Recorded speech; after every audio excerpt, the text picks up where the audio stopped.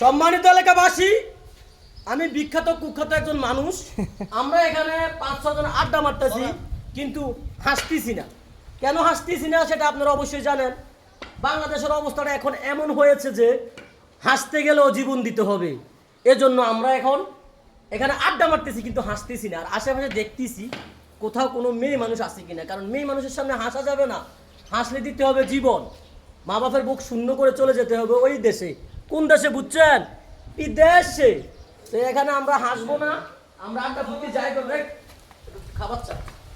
হাসাহাসি বন্ধ, হাসাহাসি করা যাবে না। আমাদের বাংলাদেশে হাসা বারণ, হাসলেও জীবন দিতে হয়, মাথায় রাখবেন। হাসা যাবে না। এই হাসিটা তো লুঙ্গি লই যা, লুঙ্গি লই যা। ওই ফুতের খেতা বানাই দিবি, ফুতের খেতা। এই লুঙ্গি দিয়ে ফুতের খেতা বানাই তারবো। আমরা সবাই এই লুঙ্গি দিয়ে ফুতের খেতা বানাবো, কিন্তু হাসবো না। এই যে এখানে একটা মহিলা মানুষ দেখা যাইতেছে, ওনার সামনে কিন্তু হাসা যাবে না। হাসলে মরতে হবে, মা বাবার বুক শূন্য করে চলে যেতে হবে। ওই পারে গিয়ে শান্তির ঘুম ঘুমাইতে হবে, হাসা যাবে না। তো সবাইকে বলে দেই, কোথাও কোনো অবস্থানে হাসবেন না, হাসলে মরতে হবে।